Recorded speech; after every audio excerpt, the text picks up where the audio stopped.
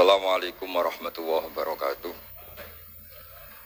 Bismillahirrahmanirrahim. Rabbi shrah li sadri wa yassir li amri wahlul 'uqdatam min lisani yafqahu qawli.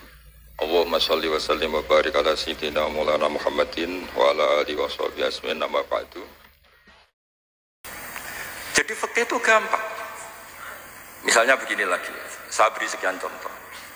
Di sini tadi saya minta Gus Kevin untuk membawakan Babul Hijrah juz 4 kitab Mahalli. Karena Mahalli itu namanya Kanzur Rohibin sebetulnya, cuma yang ngarang Mahalli lebih terkenal dengan istilah apa? Mahalli. Beliau nyarai kitab Minhajut Thalibin. Imam Mahalli itu senior. Jadi Syekh Zakaria Al-Ansori itu ya beliau sudah menyulap Minhajut Thalibin jadi Manhajut Tulab, tapi beliau ikrar kalau itu awal-awalnya dari Imam siapa? Nah, sekarang pertanyaannya gini, saya misalnya nempat di Korea Selatan atau di Amerika, saya sudah punya tanah di sana, saya ulang lagi punya tanah di sana, punya komunitas di sana juga saya nggak diperlakukan buruk, bisa sholat, bisa puasa. Hukumnya saya pindah ke Indonesia atau ke Mekah atau kemana saja, hukumnya haram apa boleh? Saya tidak mendapat perlakuan yang macam-macam. Kalau saya disakiti dan dipaksa menjadi kafir, maka wajib hijrah. Kalau nggak ada pemaksaan itu, kira-kira hukumnya gimana? Ada ulama yang mengatakan hukumnya haram hijrah, harumatil hijrah. Karena apa? Li alla yastauliya bitil kalbukah atau tikal bukah al kufaru.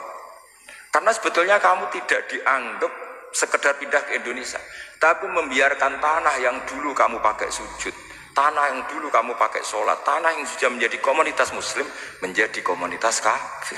Berarti dianggap pembiaran. Itu fikih. Jadi fikih itu logikanya sebetulnya normal. Maka seperti ini, saya masih ingat betul pernah didhawuhi Mbah Mun ketika di Madinah.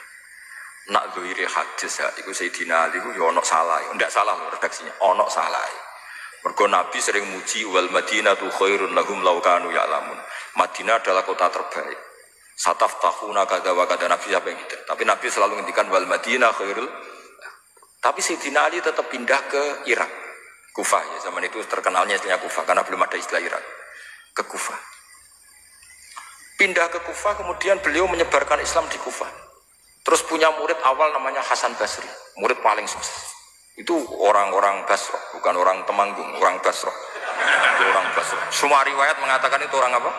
Basrah. Jelas bagul-bagul. Bukan. Itu sangat jauh dari. Nah, karena Hasan Basri murid paling sukses ini pindah ke Basrah, maka ilmu setelah itu Basrah. Sehingga idakhtalafatil Kufah wal Basrah kudimatil Basrah. Akhirnya menyebar sampai Baghdad, jadi Kubbatul Islam. Orang bisa dikatakan alim kalau sudah dikatakan alim di Baghdad. Termasuk Imam Syafi'i itu ngajinya di Baghdad. Padahal beliau lahirnya di Gaza. Uzza itu kalau sekarang itu apa? Gaza. Asqalan itu juga Palestina. Nah, dawe Mbah Mun. Tapi Sayyidina Ali ku wong alim. Saiki nak wong Islam tengok-tengok ning Madinah berarti membiarkan bumi Allah di sana-sana itu tanpa ada Islam. Akhirnya Sayyidina Ali tidak mengikuti dohire hadis. Tentu Nabi Sayyidina Ali pasti mengikuti hadis, tapi hadis wal Madinatu khairul lahum law kanu ya'lamun itu ada konteksnya. Keluar dari Madinah linasril ilmi itu juga ada konteks. Sehingga kenapa dulu ketika Futuhat, saya ulang lagi ketika Futuhat, itu banyak sahabat yang sudah di Madinah mapan, ketika Mekah sudah takluk 100%, sama Sayyidina Umar ditawari, halla roja'tum ila Makkah tatufuna bil baiti kada wa kada wa fadliyatu sholat fil haram ka alfi sholatin fi, itu dipuji-puji. Boyo pindah ke Mekah, Mekah sekarang sudah milik kita, sholat di Mekah itu ka alfi sholatin kada wa kada. Tapi kata para sahabat yang sudah di mana-mana, di Persia itu kalau sekarang Iran, di Lebanon, di Syam kalau dulu, kata beliau-beliau itu paling banter kalau saya di Mekah ibadahnya tawaf. Tapi kalau di negara-negara ini adalah nasrul Islam. Bahwa nasrul Islam itu dakbul ambiya. Bihada ursilatul rusul. Karena nasrul Islam itu para rasul diutus. Akhirnya mereka terus hidup di mana-mana. Termasuk muridnya Sayyidina Ali, menurut sebagian cerita terus pindah ke Baros itu. Kemana? Baros. Jadi Islam pertama di Indonesia itu muridnya Sayyidina Ali yang di Sumatera itu. Nah, pertanyaannya adalah, kalau kamu punya murid atau anak pamit mau kuliah di Jerman atau di Australia, kamu milih melarang apa menyuruh? Kalau melarang, Kalau menyuruh takut katut perilaku barat. Kalau melarang berarti kamu membiarkan Jerman tanpa ada yang sujud. Padahal semua bumi diciptakan Allah, ju'ilat lanal ardu kulluha masjidan. Nah itu fikih. Fikih akan berdebat untuk hal-hal seperti itu. Saya beri contoh ya, ini supaya clear ya masalah posisi kita. Jadi misalnya sama orang Indonesia pindah ke negara lain, terus Indonesia kemudian ditempati orang-orang yang nggak benar. Berarti kamu ikut tanggung jawab. Saya baca Bismillahirrahmanirrahim. Bidaril harbi. Terus ada kata-kata fa'in roja madukiro. Roja itu kembali ke kalau seseorang itu bidaril harbi berharap masyarakat situ bisa Islam, bisa dakwah. Fa muqamuhu afdal. Saya juga mau baca makom apa mukom. Di sini umumnya baca mukom apa makom. Mukom ya karena dari mati akoma yukimu ikomatan. Berarti kan mukim. Kalau mukim ya resikonya harus dibaca mukom. Tapi kalau ada yang baca makom ya jangan dimarahin, kasihan. Bakul-bakul bukan bener itu. Fa'in roja madukiro fa muqamuhu afdalu. Au qadaru alal i'tizali harumatil hijratu. Umumnya di sini baca harumat atau hurimat?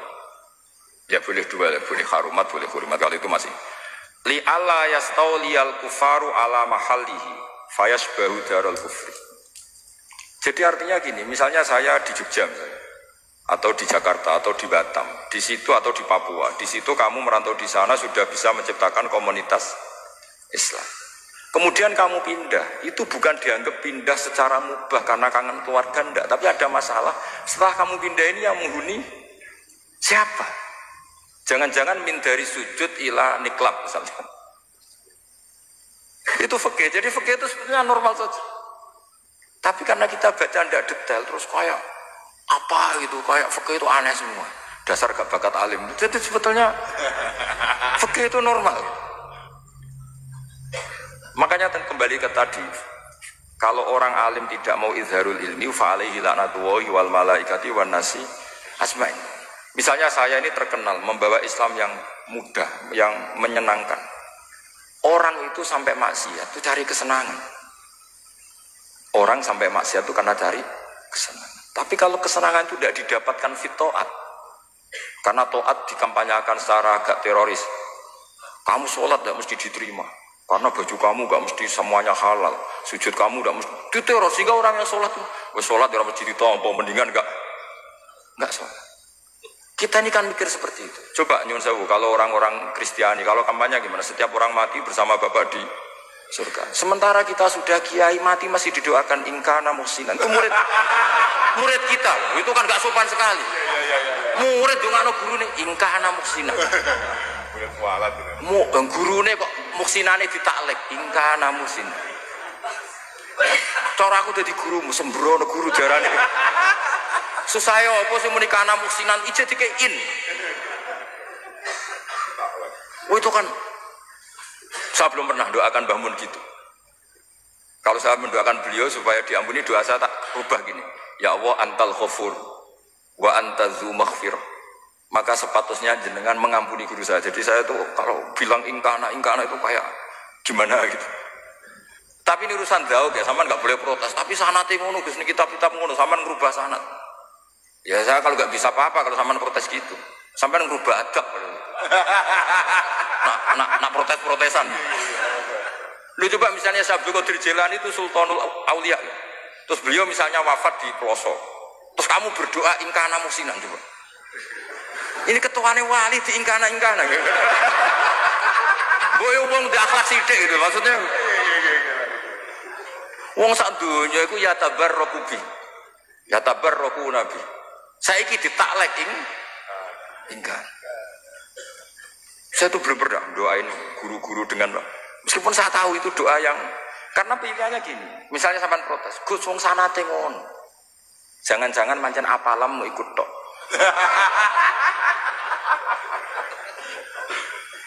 Loh Imam Syafi'i itu kalau doain mayit, ini sekaligus ijazah tapi haram ditiru. Ya tapi ijazah tapi haram ditiru. Imam Syafi'i itu pernah ngecewakan seseorang karena beliau itu idola, ada orang meninggal beliau diminta rawuh. Doanya hanya gini toh, ya Allah, engkau itu tetap menjadi Tuhan meskipun tidak menyiksa orang ini. Jadi menyiksa orang ini tidak kebutuhan engkau. Kalau tidak jadi kebutuhan engkau ya tidak usah dilakukan. Itu terus pulang keluarganya gerembang, piye itu ngomong. Tapi satu keluarga itu diimpeni, mayat itu diampuni gara-gara doanya Imam Syafi'i. Ya Allah, anta ghaniyun, anta itu ghaniyun an azabi. Engkau tidak perlu menyiksa orang ini. Engkau tetap Tuhan, tanpa menyiksa orang ini tetap Tuhan. Jika itu tidak kebutuhan engkau, ya sudah, tidak usah dilakukan. Terus, iya. Jadi kalau saya doain guru-guru, ya Allah sifat ghafur engkau itu pasti efektif. Gak mungkin sifatnya jenengan kok boten tembus. Ya sudah, ya seperti itulah ya Allah.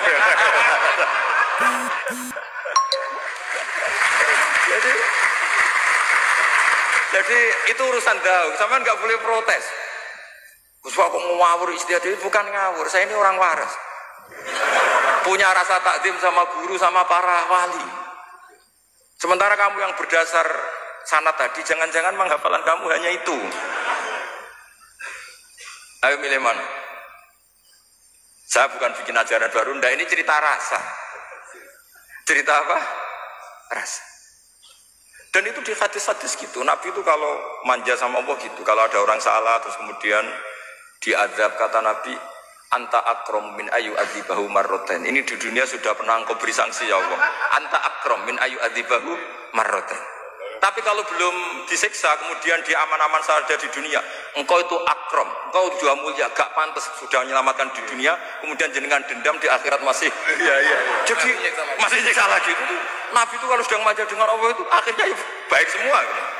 Lah saya jenis ulama yang partai itu, partai itulah kira-kira seperti itu. Jadi ya, jadi ini relax saja, ini monggo nih tadi sesuai janji saya hanya 10 menit dari sekarang. Saya juga mungkin saya nanti tetap pulang karena saya besok ngajar di setainya Gus Yofur.